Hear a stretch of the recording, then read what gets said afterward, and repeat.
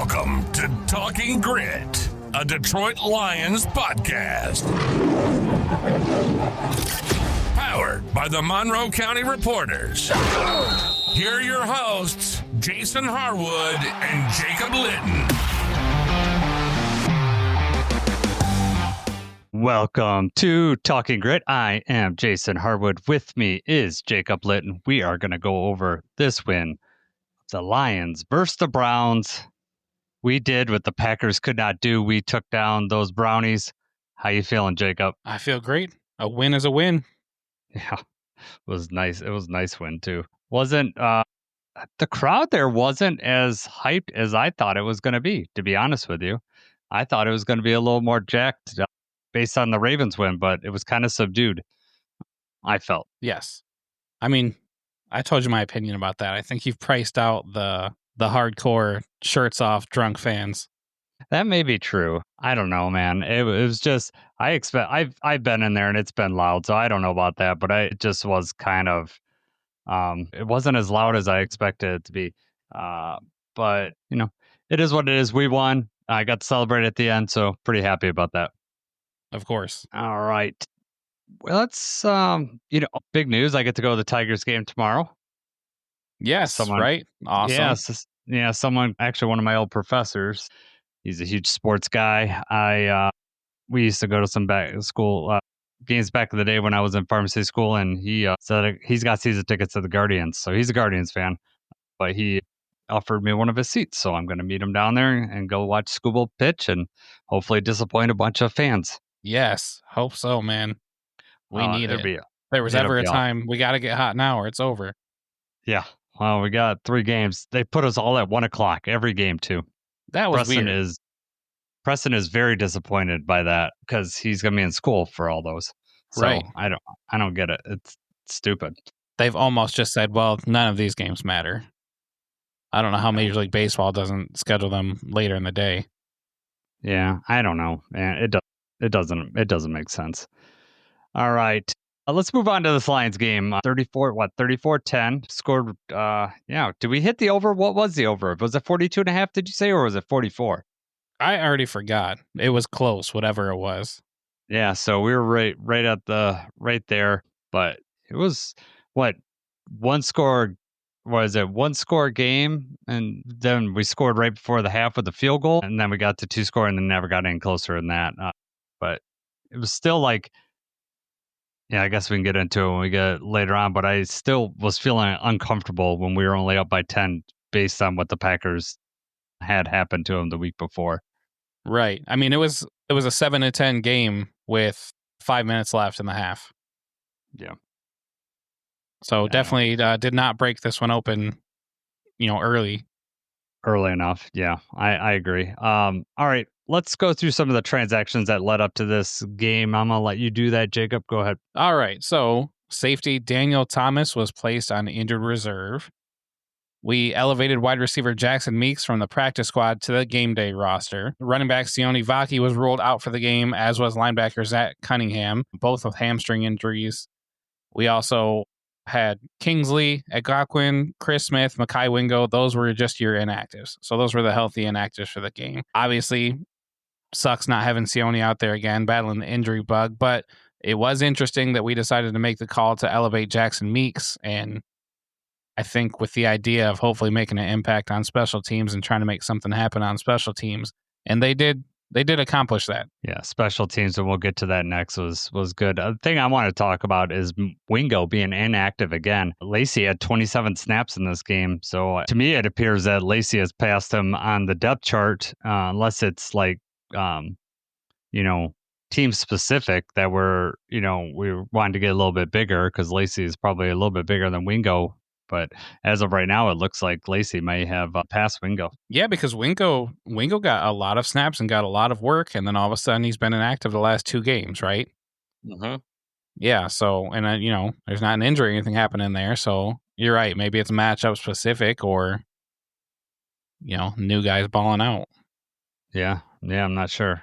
We'll see. We'll see if it keeps going. I know that Dan Campbell said of Wingo that he said we're going to need him, and we needed him for one game apparently, and now he's been passed. All right, you kind of mentioned already special teams. I'll let you start with what you want to talk about there. Yeah, so I guess the first thing we want to talk about is just Khalif Raymond, right? Get that out of the way. That was the most noteworthy thing for me, is just the fact that they finally let Khalif, they unleashed him, right? So the Lions have been extremely conservative on punt returns. That was something that we, had not been returning the ball, really. We've been playing the field position game a whole lot. I know Dave Phipp, Dan Campbell kind of talked about it and said, we probably, let's give Khalif a chance to make an impact. Let's see what we can do. Give him an opportunity to actually return some more of these kicks. And he definitely showed how dangerous he can be when he does that. He had 5 punt returns in this game, and he only had 6 all season before. Okay. And that obviously culminated in the one long punt return, the 65-yard touchdown, which was great. I mean, hit the ground running, just took a good lane, had some good blocks and everything. It just was a good play. Yeah, the Sailors took out 2 defenders on that kick just by himself. So that was great. Yeah, that was away from my end zone when Khalif got that. Okay. It was like he caught it in front of me and then ran away. And I love the view that I have because I could just see these lanes opening up, and he made 2 sharp cuts, and then when he cut all the way across the field, you could see it was just going to be him and the kicker. And I'm like, just take him to the edge. There's no way. Like there was no one like directly behind him. I knew that he could, just speed around. I'm like, don't cut to the inside, because if you slow up at all, that defender behind you is going to catch you. I was like, just keep going the outside. No one's going to catch you. And luckily he had the vision to do that. And that was awesome. Yeah, it looked like he barely hesitated. I mean, he kind of just gave him a little, like, he knew. He was like, I'm taking this to the crib. Yep. And that was great. And honestly, it wasn't till that point that I felt super comfortable in that game, because I think, did that make it? I think that made it, was it 24-10 at that point? I think it made it a lot more. I was a lot more comfortable after we scored that. Was right. It was 27 after that. That was right as the fourth quarter started. That was also right after the DJ Reed injury. Mm-hmm. So the wind kind of got taken out of the stadium, and then, Khalif brought them back to life. Yeah. Jack Fox had a great game. Finally, we finally got a net punting, we were like 10 yards per punt. And we talked about that in our game preview, like special teams were going to play a big part of this game. I didn't expect the kick return for a touchdown. What I wanted was, us to knock them back, because I knew that they weren't going to be able to do long drives, and they only were able to do one long drive, and that was the opening one, unfortunately. But after all that, they couldn't string together anything. And I think you were right too when you talked about Dan Campbell being a little more conservative.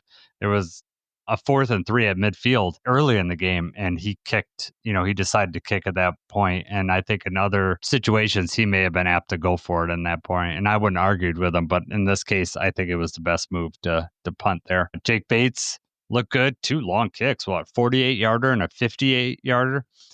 That 58-yarder looked wicked. I was wanting to ask, was that towards you? You're kind of in the corner, right? So you can't really tell. That was away anyway. From me. Okay. It was away from me. I mean, do the Lions finally have the football gods on our side, or how do you explain that, that kick bending? There's no way he did that on purpose on a 58-yarder. There's no... I feel that on long kicks, when he puts more leg into it, that's what happens with this kick. A lot of them go down closer to the middle, so it's not as obvious. And I think that's always why he misses left. If you notice, he misses close left, and I think because it's got that draw at the end, it curves to the left. This just happened to look like it was going to miss, and then drew back in by the post, so it made it so obvious that that was happening. But I've seen other kicks, and I think it's mostly when he really puts his leg into it, that it does that. So I don't know if it's probably somewhere where he's hitting on the ball, or just a natural draw with his leg. But yeah, that was wicked. That makes sense though. I mean, the really long one that he tried, he had the leg on it. It missed left. This one though, watching it live, it starts drifting. I'm like, oh man. Which it was not the end of the world for him to miss that kick. Yeah. Right? I mean, it's a 58-yarder at the end of the half. It, was like the last one. Just give it a shot. We'll see. We can use the extra points right here. But still, for it to be going okay. It was right away. Okay, we're good. It was like the collective stadium on that side just blew the ball. Like they all just like collectively blew at the same time and pushed the ball to the center. Yeah, we worked like that, Jacob, at the stadium. Nice. We have all Okay, that. The other I'm cool with the it. other part of the stadium breathed in at the same time, so they could pull the ball towards them. It's kind of like the wave, but not like the wave. Yeah, right. Cause a tornado in there. Yeah, yeah. I tell you what we do with farts. Nice. I would also say that beyond just Jack Fox and Bates and Khalif Raymond, our kick return coverage was light years better than what I've seen. Craig Reynolds and Grant Stewart both had awesome tackles, and they flew right in. Craig Reynolds especially, like I think he got him like close to the 20-yard line. And with a team like the Browns, that like between getting out to where normally you're in the 30 to 35, getting them at the 20, it like makes it even more difficult for them because they have problems sustaining drives. So now they got to get an extra first down along the way. So I was really happy that happened. I did not want them to take one out to the 45 or 50, and just give them a head start. Like just make them work for everything, and the Lions did do that. Absolutely. Don't give them any breathing room whatsoever. Don't give them any momentum whatsoever. You just have to keep bearing them, keep pouring it on. All right. Anything else on special teams? Or you want to move on to the defense? No, let's move on. All right. Defense. Played a good game. I was happy with the defense overall. How about you? I was. Overall, yes. The first drive, no. And it just seems week in and week out, we've given up an opening drive touchdown in every game this season. And, you weren't watching on TV, you were there, but they posted the graphics. So I think the Browns had not scored an opening drive touchdown, or maybe they haven't scored a touchdown the first quarter so far or whatever.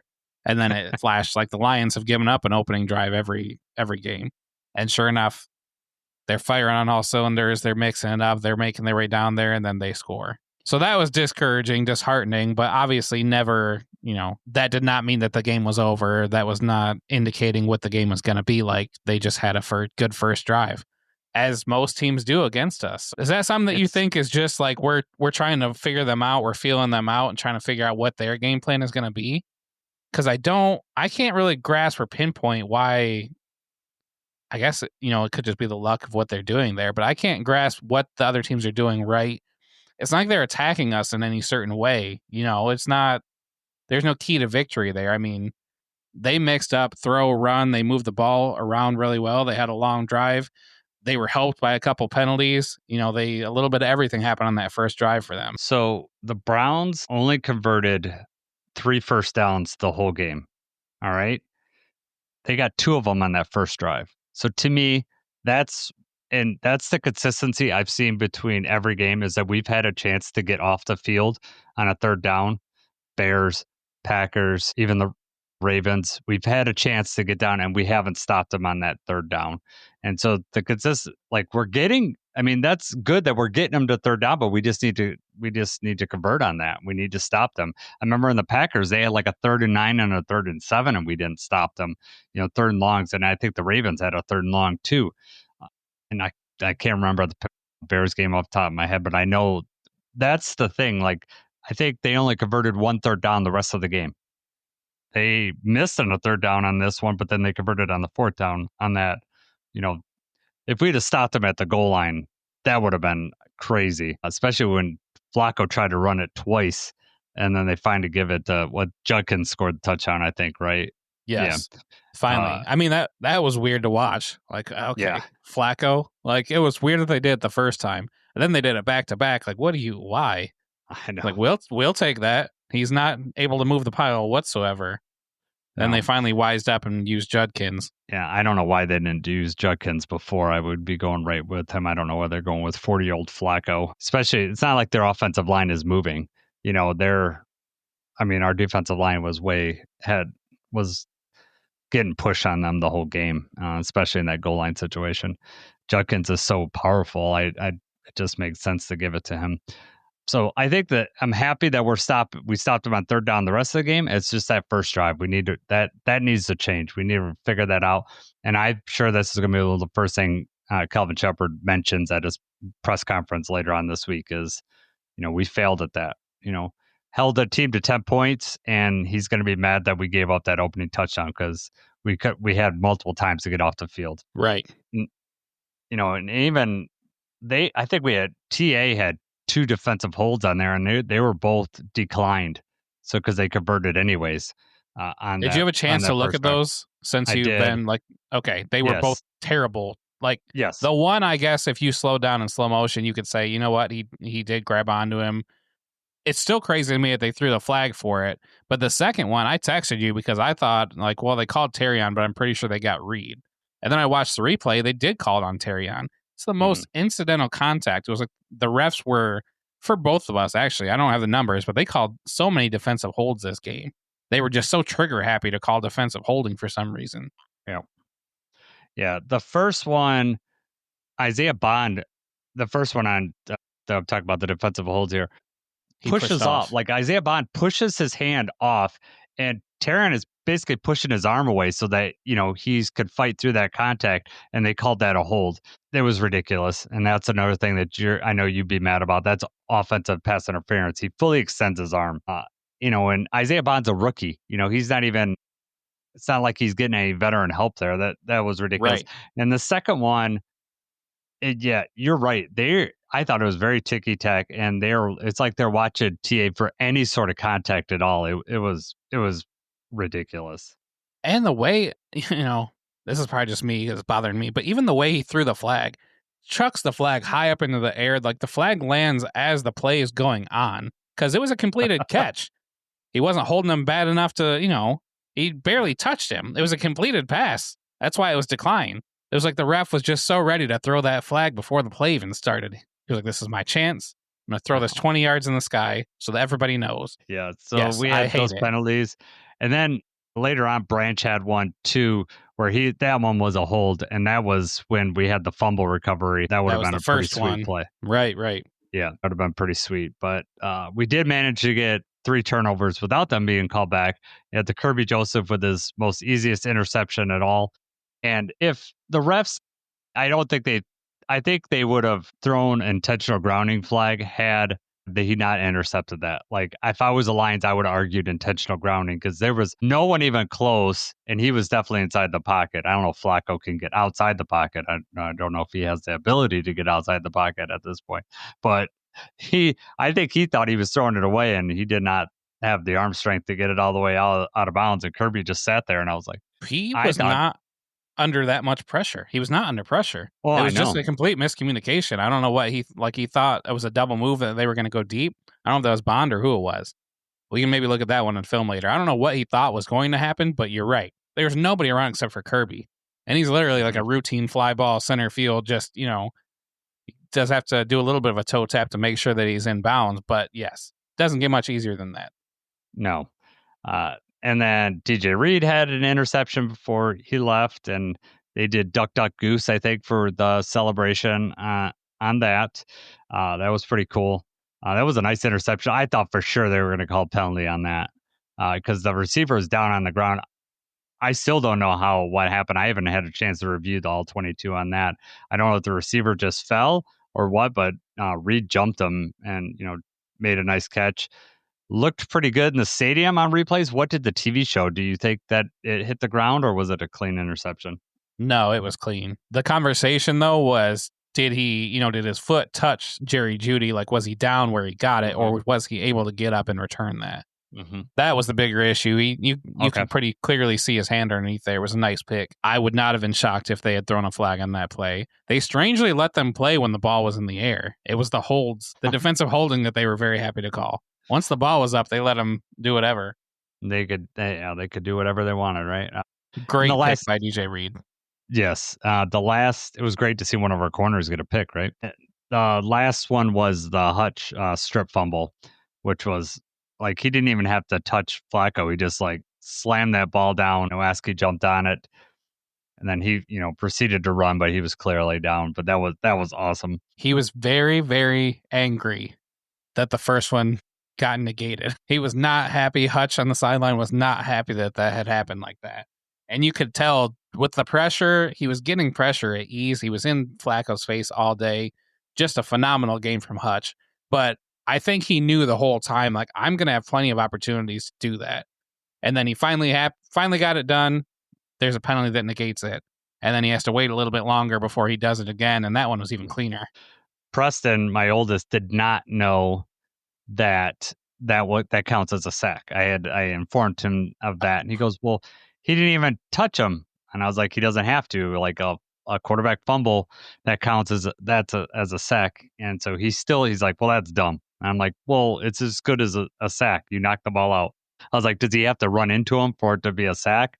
And he's like, "Well, no." I was like, he had a perfect ball swipe. He's not going to get penalized for getting a perfect ball swipe. He's getting the caused fumble and the sack. So that was great for Hutch. Yeah, he had a great game. Yeah, he's just in the backfield the whole game. So much so that the Browns traded for a left tackle during today. I don't know if you saw that or not. Yes, I did. Yeah. The Texans just completely giving up on the offensive line. Yes, I'm glad you brought that up. So I don't know what the Texans are doing. It's like they're 1-3 now, and they, CJ Stroud's running for his life, and they're like, you know what? We don't need all these offensive linemen. Let's trade them away. The whole league is trying to protect the quarterback. We're the smartest guy in the room. We are going to go the opposite way. I think that if the Texans could have a wide receiver hike it like my boys do during flag football, like on the side, they'd do that and just not have any offensive line out there. They just let them run free. Yeah, right. Why not? I don't. And it was like a seventh. They swapped late picks. Yeah. The Browns get Cam Robinson. They gave up a 6-rounder. They get Cam Robinson in a 7th, I believe, is what the trade was. Mm-hmm. I don't have his contract information, but I just don't understand. I mean, he's in the top half of tackles in the league right now. So, I don't know, Houston. Anyway, real quick, back to the Hutch thing. Pro Football Focus rated him a 92.6 for a defensive grade. Top rated player on defense. His tackling grade, they rated him a 26, which was, I think, the worst on the team for tackling. I don't understand what the criteria is and what they're looking at for this stuff. And when I see things like that, it just makes me like almost discredit the other stuff that I've read. I don't understand what's going on with that. So, I mean, I have not looked up close. I don't know how many true missed tackles you could really credit him with. He was in the backfield all day. I guess technically if Judkins is running up the other way, does that count as a missed tackle? Yeah. I don't know. That's kind of what I wanted to talk about. So the Lions rush defense this season has been very good, except for in the situation where there's some sort of misdirection or the running back cuts across the grain. Like we get beat because either linebackers crashing too hard or the corner or safety, whoever's supposed to be guarding the backside, they crash too hard. And that's what happened with Judkins. All Judkins' long runs, pretty much all of them were to the outside and against the grain. So that is generally a linebacker or safety or corner is not holding their edge. And maybe that's where the tackling grade comes out. I haven't seen maybe Hutch crash too hard, and therefore he left his side open, and that could be it. I don't know. Regardless, I was really impressed with Quinshon Judkins, the Browns running back. I think that he's going to be a good running back for them, and definitely, which makes it. We talked about with Joey before. It's like a weird thing that he was not there for training camp, and he was, he's the freshest set of legs that they have, and they're just heavily relying on him. They're down multiple scores, and they never shied away from running the football. Like, they weren't exactly having success running the football, but they still gave Judkins plenty of carries in the second half when the game was already out of reach. I mean, that last drive, I think he had 2 runs, and they threw it once, and then they punted. Do you think that was just because of like how much pressure we were getting on Flacco? Do you think they were just like, we have to mix this up or Flacco's going to die? Yeah, I think so. And also it's like really the only thing that's working. I mean, I know that we bottled him up pretty good, but he still averaged like 3.9 yards per carry, which obviously you could live with that for almost 4 yards a carry. He had been averaging over 5. The fact that we kept it down to under 4, I'm happy with that. I mean, that's really the only thing you're really scared about on this team because we're able to get pressure on Flacco and, he may burn you once in a while, but then he's going to throw up an air ball like he did with Kirby's interception, and you're going to be able to get the field back. Trusting him with the whole drive is not something I'd be worried about. It's a shame though, because this Cleveland team could be really, really. It's a shame for Cleveland, not for us, because I wanted to win this game, but it's a shame for Cleveland because if they had any sort of competent quarterback play back there, they could be really, really good. It makes you wonder if they feel like they have kind of struck out on Dylan Gabriel and Shadur Sanders, or if they really just are not ready yet and they don't want to throw them into the fire. Yeah, but I mean, after seeing this, it's gotta be coming soon, right? I mean, the season hangs in the balance right now. Yeah, I mean, you're hoping for some sort of spark, and I guess I'd be also thinking the mobility of those younger quarterbacks would have to play into it. Whereas Flacco's just like a statue back there. At least Gabriel, I mean, they're not like burners. I mean, they're not Lamar Jackson back there, but they're able to move around more than Flacco is. Right. Before we get too far away from the Quinshawn thing, almost every long run that he had, he was stopped and tackled by Terrion Arnold. I don't know if you noticed that, like watching live or seeing it, but Terrion in the run game actually was effective. I mean, he was stopping him on the outside. Maybe that's what the Browns saw, and they were like, our best chance at a home run shot here is going to be if Quinshawn breaks one off. But Terrion came up and, was very active in the run game. I'd say that's culminated in him with a shoulder injury, but yes, he definitely. He's been like that all season, and I'm thinking that's one of the reasons why the Lions are going to be willing to stick with him. They want corners that could stick their nose in there, and I'm not saying Rocky Senior won't do that either, because he's definitely showing that he'll do that. So I'm not saying that's the only reason Terrion's on there, but he has been very good in the run game. Like this whole season, he's kept his edge. He's not afraid to get in there. But you're right, he did get injured yesterday. Most likely due to that, some sort of contact in the run game. We'll get to his injury a little bit later on in our injury section. But yeah, I'm very happy with the defense, other than some of the secondary penalties. But like you said, they were pretty flag happy back there. And so hopefully you're going to get to a game where they're, the refs aren't so flag happy. Eventually we'll get a crew that's just letting them play. Mm-hmm. This was our first game without allowing a second half touchdown. Yes. So, I mean, that's huge right there to be able to hold on. Obviously, it's against the Browns, but, I mean, it's still an NFL team. They're still an NFL talent. They're still able to move the football. But I know you had mentioned it before, too, that they have too much pride to start backing off towards the end of the game and just allowing them to score. And, that was a good call. Good observation there that they were not letting up whatsoever. No. They won't. And overall, defense did what they needed to do. I think Jeremy Reisman sent out a tweet that, we lead the league in sacks. I don't know if the 4 teams that played tonight, if they were, I meant to look at that before we started to see if they were anywhere close, see if they would jump us. The Broncos, maybe, because they led the league in the sacks last year. I don't know who's on that list. But you got to be happy with, being leading the league in sacks. Now, next week, it's going to start getting wonky because we're going to start seeing bye weeks get in there, and it's going to mess with like that leaderboard situation. However, we have more sacks than the Packers, I believe. And, Packers have that guy called Micah Parsons, and we don't. Who's that? We have our own Micah Parsons. Never heard of her. Lions lead the league with 14. The Broncos have 12. So 12, depending on how the Broncos do tonight, they may overtake that again. But still, how much did the Packers have? Packers have 11. 11? Yeah, right behind us. I think Rashawn Gary has more than Parsons, though, right? I'm pretty sure. I don't have that. I just have the team stats in front of me. I'm pretty sure. I think they mentioned that during the Sunday Night Football. If we have time at the end, I want to talk about that Sunday Night Football game last night. That was insane. But let's move on. Anything else on the defense before we move on to the offense? No, I'm good. All right, cool. Offense. It was tough sledding against his defense. I know Jared Goff's QBR, you have a note here, is the lowest in his career, or his Lions career. It's worse since 2018 in the Rams. However, I'm going to tell you that I don't think it's as bad as what those stats say. Number one, J-Mo with those drops. If J-Mo connects on like 2 of those, it looks totally different. And he either houses one of them or, it's a 40 or 50 yard gain in the air. So that isn't on Jared Goff. I mean, he could have thrown some of those better, but JMO just flat I've out got dropped some of those. those passes. Right. I've got those. I just want to run over them real quick because Yeah. depending on how you look at it, he threw the deep ball to JMO either five to six times, but not one of them was completed, and one of them was an interception. And JMO had 8 total targets with 2 catches. The very first deep shot, though, the pocket collapsed. Goff couldn't step into the ball, and that was an incompletion, but JMO was open, and that could have been a touchdown. Pocket collapse on him, though. He couldn't get the ball off cleanly.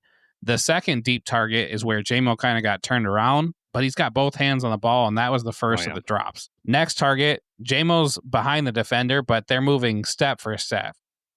This was the one where it was like, I didn't like the throw from Goff. We can maybe look at that one when we do all 22 because it wasn't close. He wasn't open. That one could have been picked, and he also had Khalif was open on that play.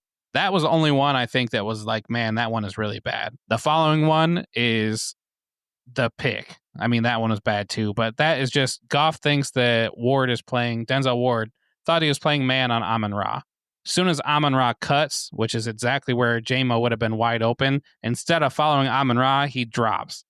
And it's already too late. Yeah. Jared Goff decided that was the play call. That was just an easy interception for them. And then the last one is, Goff throws it where only JMO could have gotten it, but it was just a hair out of reach. So, I mean, there was 2 that were really bad throws, but it's interesting to me that despite it didn't work right away, they were determined that we're going to keep them honest. We're going to keep chucking it downfield. And you're right. If 1 or 2 of those would have hit, that's potentially, another game for JMO where he's got 4 catches for 120 yards and a touchdown or 2 touchdowns. Mm-hmm. So yes, the Randy QBR is really low because of the pick and because of the completion percentage not being what it usually is. But, you dig a little deeper and it's not as bad as it looks.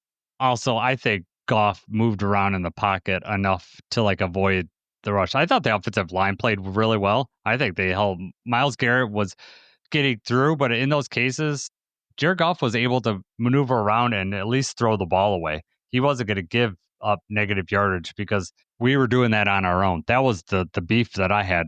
So many false start penalties that just you can't do that against this defense. We can't go from a 2nd and 9 to 2nd and 14.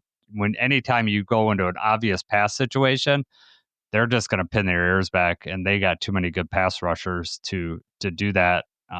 And it's very also just hard. A lot of times we'll gash some teams in the run game, but they're so disciplined up front that it was hard to do that on a consistent basis to be able to make up for that lost yardage. So that when Dan Campbell talked about, in his post-game conference about, we got to clean up some stuff, that's false start, the dead ball penalties, that has got to be number one. We're home and we had 3 false starts. Come on. We got to get better than that. And they were bad too. I mean, it wasn't even particularly close. I don't know. Yeah, you can't have that happen. No. And they were back to back. It was after Jameer broke up a huge run. It was just a momentum killer. Yeah. The back-to-back ones were Decker and Wright. And to me, that's the Myles Garrett. You're trying to get the best jump that you could possibly get. And so I'm sure that's what led to that as opposed to a communication or, the home crowd was quiet. Maybe for Decker, but Brock Wright was on the other side. Yeah. Well, I'm just saying they're all pass rush, but yes, Decker's was definitely probably the Myles Garrett effect. Yeah, it was. The offense did what they had to do, and then the special teams gave them the spark that they needed. Scored 34 points on this team. This defense is really good. I know the Ravens scored 41, but I'll be happy with 34, especially after the Packers couldn't muster more. 10? Did they get 10 or 10? 10, right? It was 10 to 10. Yeah, they could only muster 10 to 13 loss. Right. Yeah. Which is another nice win, a huge win, 34 to 10, but it still just felt like a lot of stuff to clean up. There's a lot left on the table, which the Browns have a great defense. So we can't take that away from them. They really do have a great defense. They were as advertised. They were not letting us have anything easy, but there were still plays to be had. We left a lot out there, and they were shooting ourselves in the foot. Mm-hmm. Amon-Ra, I want to commend you because I know that in week one, ironically, was the grit guarantee. You're like, Amon-Ra is going to get a touchdown, and he did not. But every other game since then, he's scored seems like multiple touchdowns. He leads the league at TD receptions now. He's a man on the mission, and him and Goff are on an unreal level. So at the stadium, Amon-Ra was so wide open on that one touchdown catch. What happened on that one? I didn't have time to review the tape on that one. What happened? Why was he so wide open? So they they come out, Goff reads the defense, and I don't know if it's before or after he sets the motion up, but he has the motion, and then he makes the play call right there. He makes the change. I don't know. He's making adjustments at the line, and I could just tell that he knew, okay, we've got exactly what we want. This is perfect. I don't know how he could possibly have known that the defensive back was going to forget about Amon-Ra or that they were going to misplay that. But even so, I think he just thought Amon-Ra is going to beat this guy to the outside. We've got this open. And then, they completely just forgot about him. But that was 100% just Goff seeing what the defense was giving. He knew that they had that chance right there. It was a third down play too. So, yeah, fantastic. Tesla was on that side. Was he doing a pick or something? I did not see that. Okay. I have not watched the replay. We'll watch that in all 22. Okay. Yeah, I definitely want to check that out to see exactly how we got that wide open. And then you have a nice stat here. I'll let you put it since you did the research about the fourth down conversions. Yeah. So we only tried one. We went over one on fourth down. And this was actually the first game without a fourth down conversion since week 16 of last year. So we had a 6-game streak of converting at least one fourth down. Most of those were multiple, actually, as well. But yeah, this is the first time we did not convert one. We only tried one. It wasn't a particularly great try. And that's something that we talked about in the preview where I said before, maybe, I guess there was only 2 opportunities where it was kind of a coin flip. And he did punt one time. This one, we could have taken a field goal, and we decided we were going to go for it. And it was not particularly close. And we were just outside the red zone. And that was a 10-20 game at that point. So how did you feel? Obviously that's a situation where most of the time we go for it. Yeah, I was like a 50-50 for me, but during that moment, I was thinking, this is the exact moment that Jacob was talking about. And, the keys to victory. So I know he wants to kick the field goal right here. And I think I probably would have been fine. I was fine either way, but I don't, Gibbs seems like he could have I don't know if what happened there. It just seems like he could have stuck the ball out or something. It just seemed like he kind of just ran out of bounds. Didn't give it a full effort. It just, I don't know. Maybe I'm just they looking were at on it him wrong, right but away, but yeah. I would have probably in that situation. I have no problem with Dan Campbell going for it on fourth down normally, but I think you're right in this situation. Get up by 2 touchdowns. They're going to have to score 2 touchdowns. They hadn't put it in since the beginning. They have really even what they get in the red zone twice the whole game. Yes, that was it.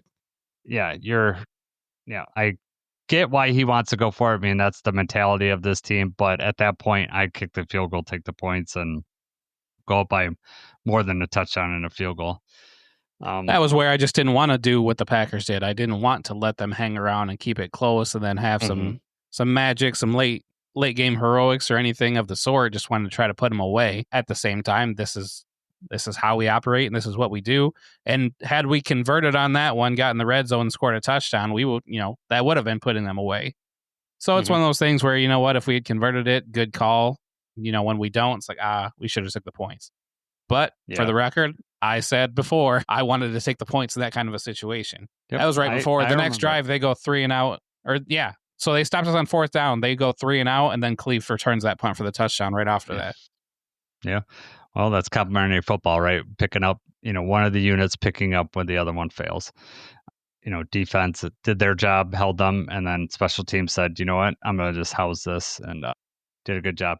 That was the most yards by the Browns given up this season. I know that they had said that we're not going to be able to run on them, but Jameer did a good job. Jameer almost had a 100-yard game. He averaged 6 yards a carry, and it seems like when watching it, before going into this game, I don't know if I would have felt that.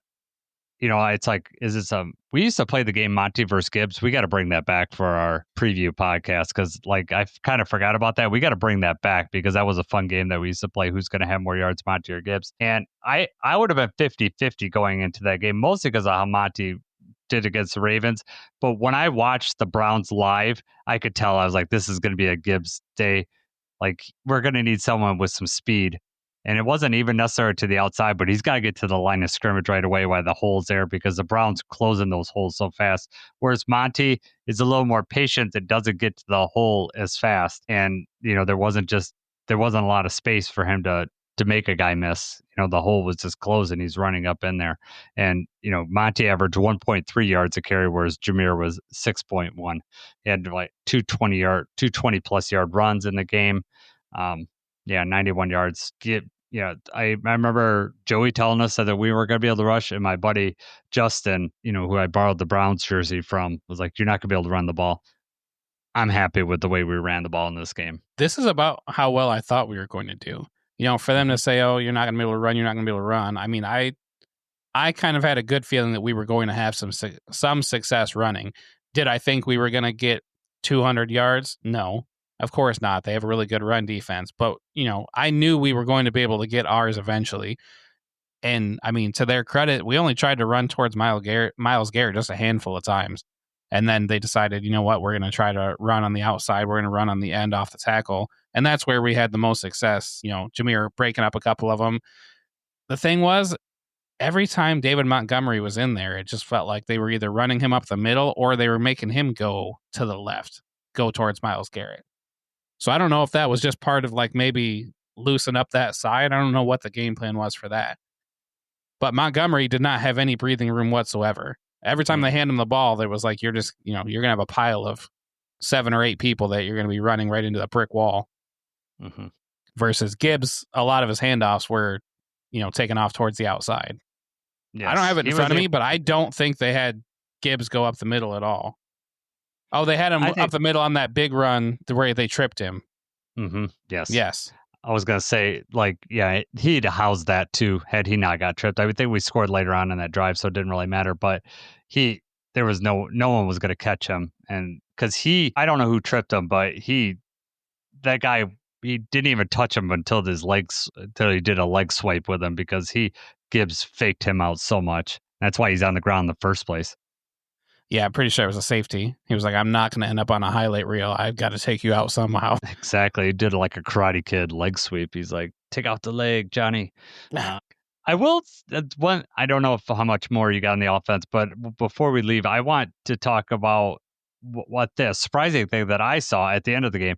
Jacob Saylor's in the game in mop-up duty instead of Craig Reynolds. So do you think that is Jacob Saylor's jumped Craig Reynolds? Because Craig Reynolds was inactive last week, right? Has Jacob Saylor's, is he RB3 now, or was it an attaboy for his great special teams play? I mean, Craig had a great special teams play too, but Saylor sprung Khalif for 2 for that score by blocking 2 guys, like one guy into the other, and took 2 guys out on one play. We don't know the true answer to it, but what's your opinion? Do you think Saylor's has jumped him, or do you think it was just an attaboy? I think at this point you would call them 3A and 3B. I don't know that you'd be able to say that he jumped him, but he's about as equal. Like if something was to happen to one of the other running backs, I think they both might get an opportunity to carry the ball. I think this was more so the game was out of hand. They put Kyle Allen in. They took out Penei Sewell. They took out Taylor Decker. Craig is a veteran that's earned the right to be on the sideline celebrating the victory. I'm sure Craig probably would have wanted some of those carries, but you know what? Reward Saylors for his hard work and everything he's been doing this year. Let him carry the ball these, couple times. And you know what? I've been impressed with Saylors on kickoff, on like special teams, and running the ball through the preseason. He had another nice run in this one. Mm-hmm. Obviously, it didn't matter in the grand scheme of things, but I've liked what we've saw. Saylor's been a pretty good find. But I don't know that this means anything in the grand scheme of things. That's just how I took it. But I would say 3A and 3B. I don't know if something happened, who would be the first one, get the first crack at it. How are you feeling, though? Yeah, I don't know. I mean, definitely kick return, he's jumped him. I mean, Saylor's is a primary kick returner. I mean, they were both available today yesterday. I keep saying today. It was yesterday. and he's definitely jumped him, and we're getting your wish because they're putting Khalif back there too. So you got Saylors and Khalif. So now you got some speed back there. And you're right. Saylors could get, I mean, he hasn't like busted a long one, but I know he could reliably get to the 30 every time. Get to the 30. And for our offense, fine. You just don't get backed up. Just don't get near the 20. Get up in the 30, 35, and give our offense a head start. Get them that free first down, their yardage, and take it. I think of something that Kurt Steele said back before the season started, that he thought, we could keep Sailors instead of Craig. So, like, maybe Kurt Steele was onto something at that point. I'm shocked because I thought Craig had a really good preseason, but maybe Sailors is jumping him. I'm happy for him. But the other thing that I thought was interesting too, you mentioned Meeks got called up. Meeks had more. He was in the final drive when Kyle Allen was in over Lovett. I don't know if he had more snaps than Lovett. So I don't know if that was like an attaboy or if, maybe Meeks is jumping Lovett too. I don't know. Well, Meeks he was just elevated to the game day roster, so he's not actually, he'll be back on the practice squad. So maybe that was just like an opportunity to get him some game reps because they are not always going to come. Yeah. And that's true. And that may be it. But I'm happy for Meeks, and a guy like Sailors just come in. I mean, it's amazing what you could do just given the opportunity. He shows a guy. He came in the middle of camp after an injury, and he's taken this game by the horns. Amon-Ra had 7. Before we move on, Amon-Ra had 7 catches for 70 yards. Just he's having another all-pro season. 2 touchdowns, just being amazing. Laporta has not lit the world on fire, but he is making good catches. He's blocking. Like, watch Jameer's touchdown run when we'll watch the all-22 on that. He's moved to another level with his blocking. I am very impressed with the way he's be able to help in the run game. And Amon-Ra had a really great block too, and we'll get to that. But right. Laporta, I mean, he's out there for 90% of the snaps. And a lot of these, he's running, I don't have it in front of me. Yes, he's running routes sometimes, but a lot of this is blocking. Mm-hmm. That takes a toll on you too. So, I mean, he's putting his body out there. He's impactful. Well, especially in a game like, yesterday, him and Brock Wright were chipping all, not only are they route running, you're out hitting a guy first and then expected to get out into your route. Like, that's a tough game. Yes. They were also doing that to Hutch. We'll talk about that in a minute, but. All right. I don't have anything else on offense. I'm ready to move on we want to talk a little bit about injuries. Is that real cool quick, with you? Last thing. I don't know if we actually said it or not, but Amon-Ra, 2 touchdowns. He actually leads the league in touchdown receptions now. So I don't know if you knew that. Yeah, but right now Amon-Ra leads the league in touchdowns. You put that in there. It makes sense. I mean, he's just multiple touchdown game after multiple touchdown game. It's.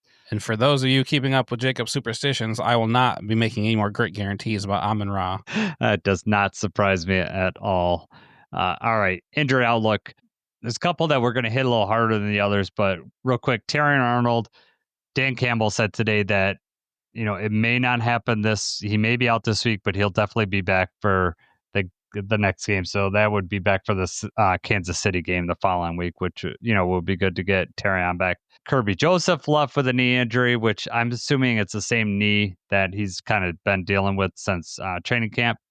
My wife had her binoculars on. I was trying to feed you information, Jacob. I didn't know what they were showing on the screen, but Sarah was feeding information. I also saw Eric Schlitt also tweeting out. So I think you're well covered and well versed on what Kirby was doing on the sideline. Yes. It was nice to have intel. Yeah.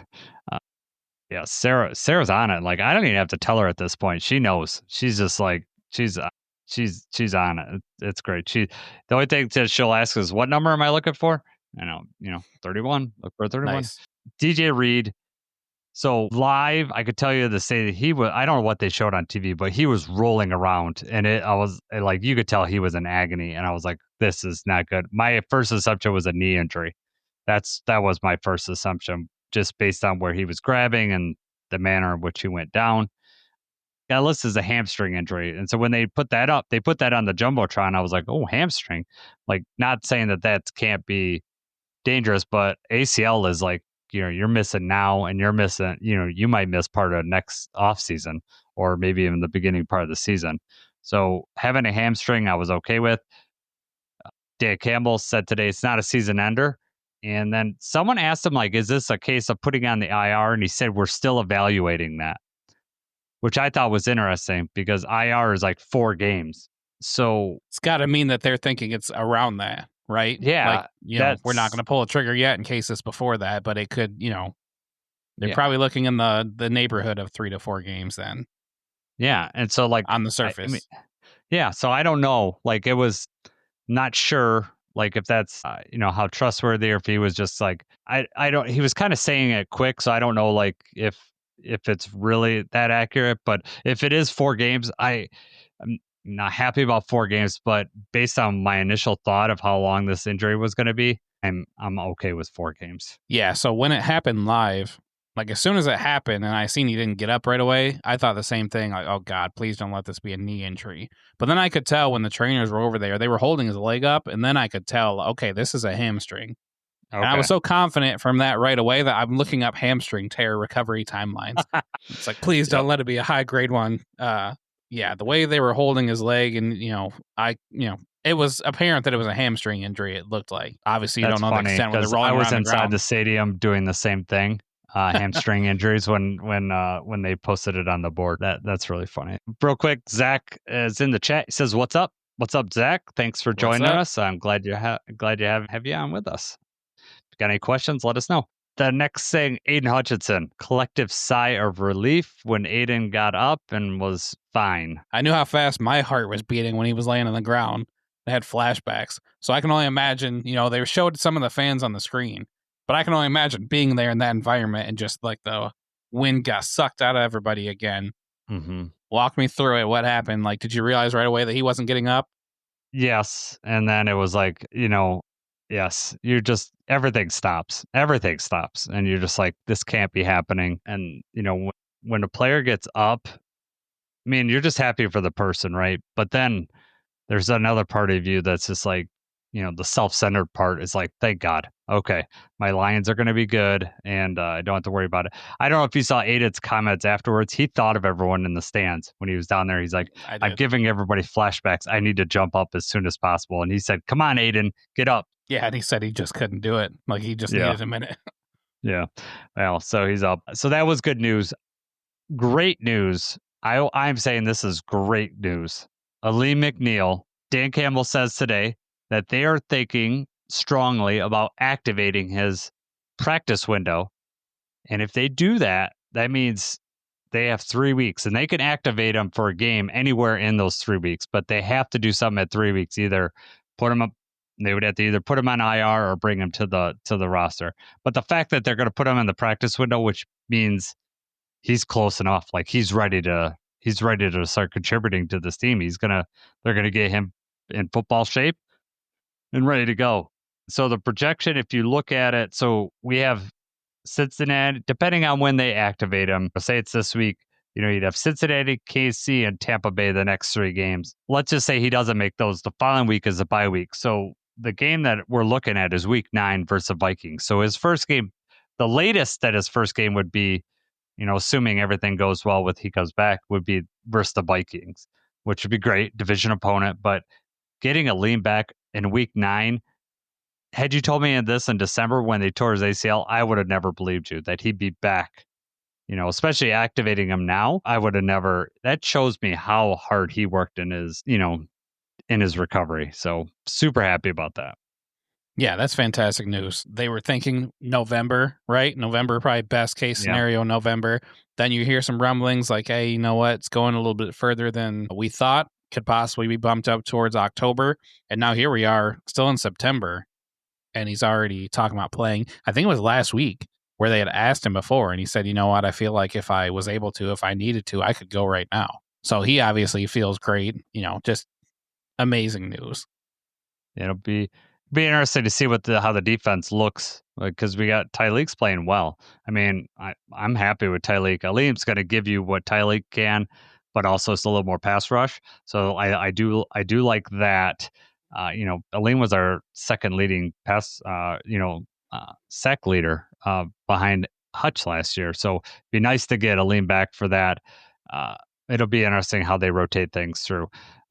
Keep it with the injury front here, though, is Miles Frazier. Not so great news on him. Dan Campbell was not optimistic about when his return would be, maybe towards the end of the season.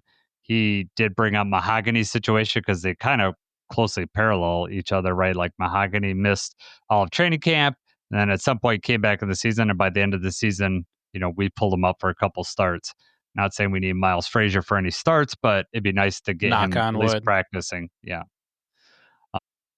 We're still waiting on Pascal and Rodrigo. And the Rodrigo thing, I'm wondering, like, he looked good at training camp. He was out there running and everything, and he got injured before McNeil. Was it the So week I'm not. before Aleem, or Yeah, it was they were Thanksgiving. close? So Yeah. the Thanksgiving was Rodrigo's, and then Aleem's was the like first week of December or something like that. It was during the Bills game. So they, I would think now you can't like, saying, well, Aleem's back, Rodrigo should be back. That's not fair to say, but I would think that based on what I saw Rodrigo moving in training camp, I would think that he'd be pretty close. Yes. I mean, all signs are pointing that way, but that was another thing that I think they've always said October was the realistic timeline for him.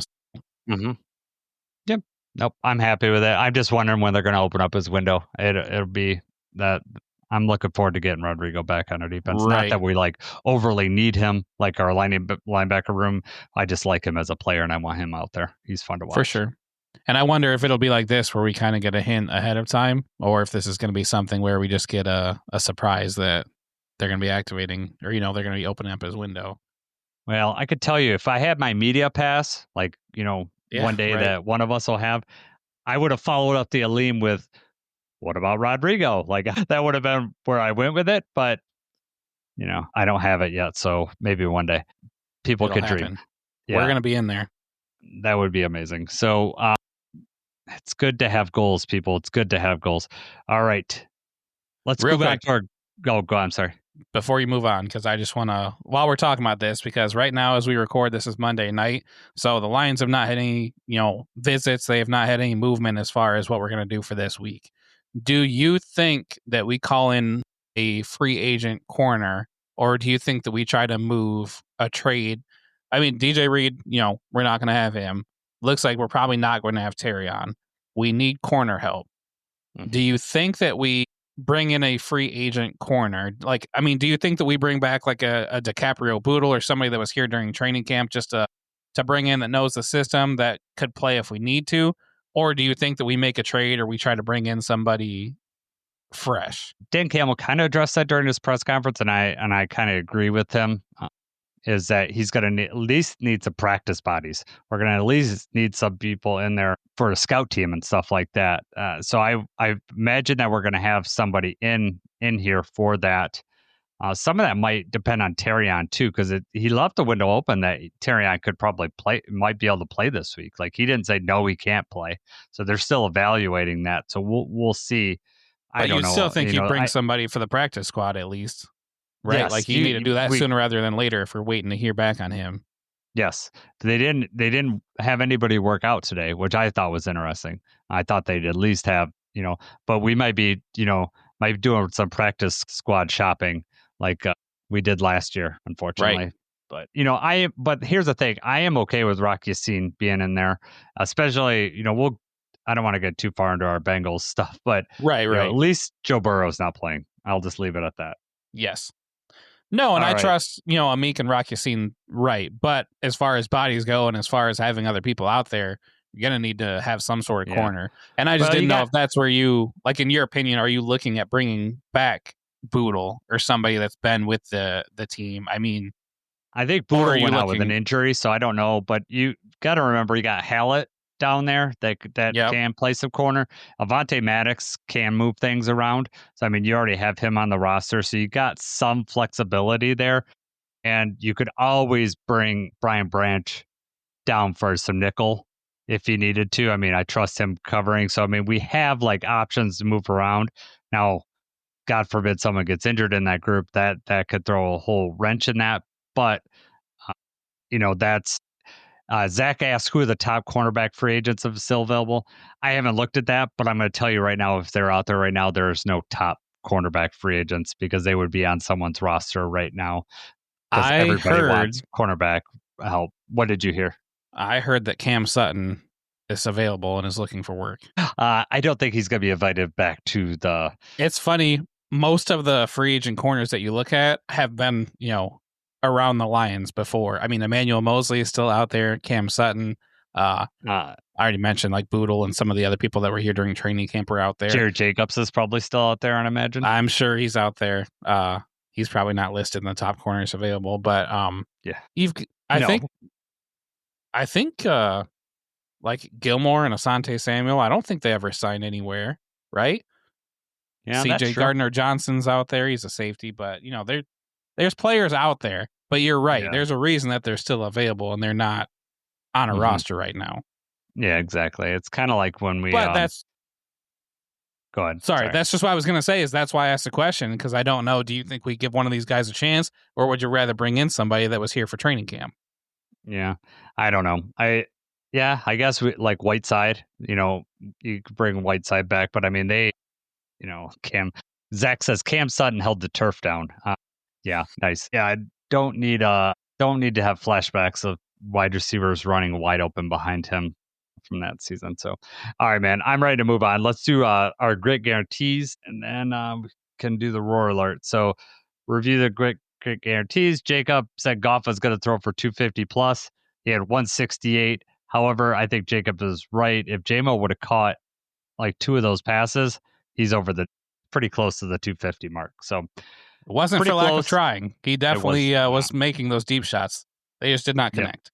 Yep. No. I, however, said the Lions were going to hold the Browns to less than 14 points, 10. So I'm right on there. So I hit that one.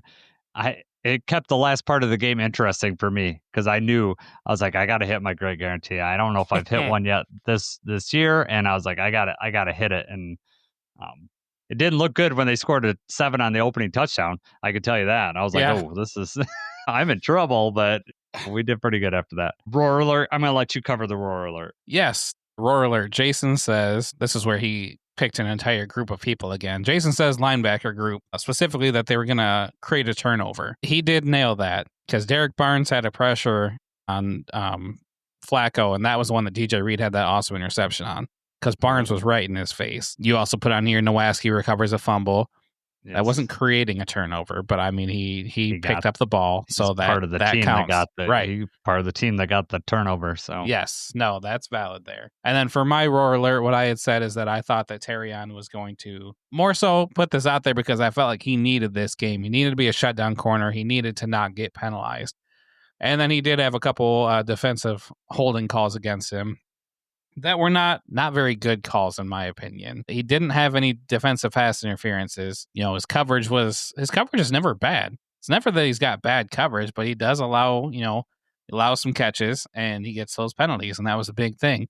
I don't have the numbers in front of me, so I don't know exactly how many catches he was credited with. He did not allow a touchdown, so we'll give him that. But other than that, not a whole lot of noteworthy things from Terrion in this one. No.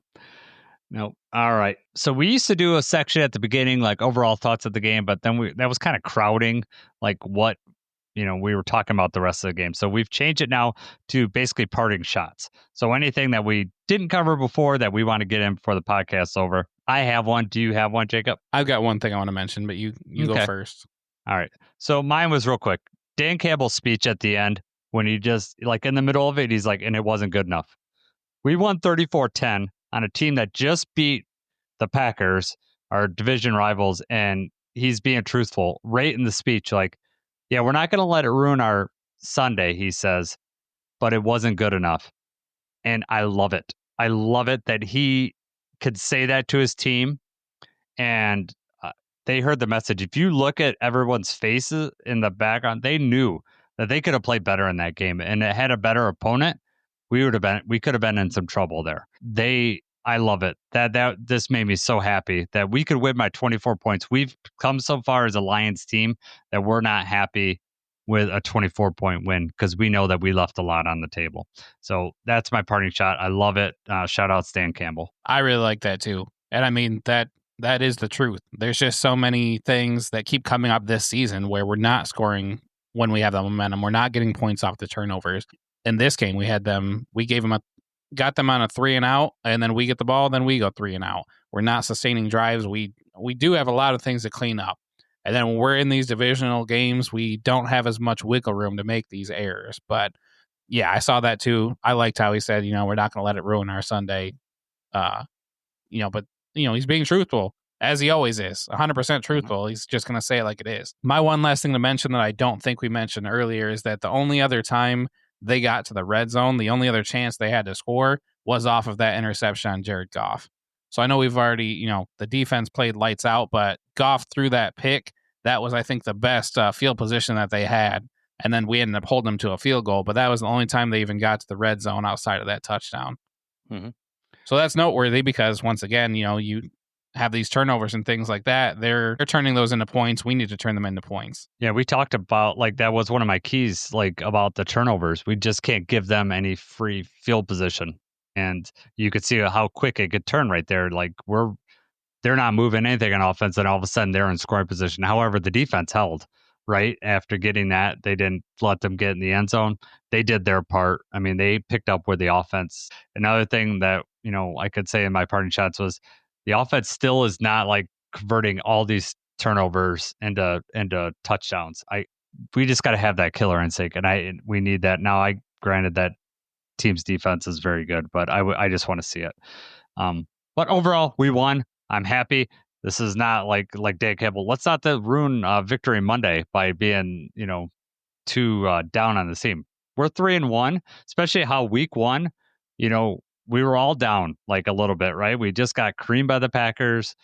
All the questions that we worried about were coming up front, our offensive line, coordinators, all that seems to have we've answered that, right? We're not a perfect team, but all those questions that we had have been answered. I'm happy with the offensive line. Our coordinators, I'm really happy with. Somehow, I feel on defense especially, I love how Shep calls a game. Outside that first drive, he's been awesome. And Morton does, I'm okay with Morton. He's not running all these trick plays, but he's got so much talent, just do what works. I do want to see a hook and ladder play, though. I was thinking about that earlier. Yeah. I was I want to see it. And I have a feeling they're saving that for later in the season when they really need something. Because there's no way they took that out of the playbook because that was so effective every time they ran it last year. Well, Ben Johnson is finding out that it's not as easy to run trick plays when you don't have the right people to run them with.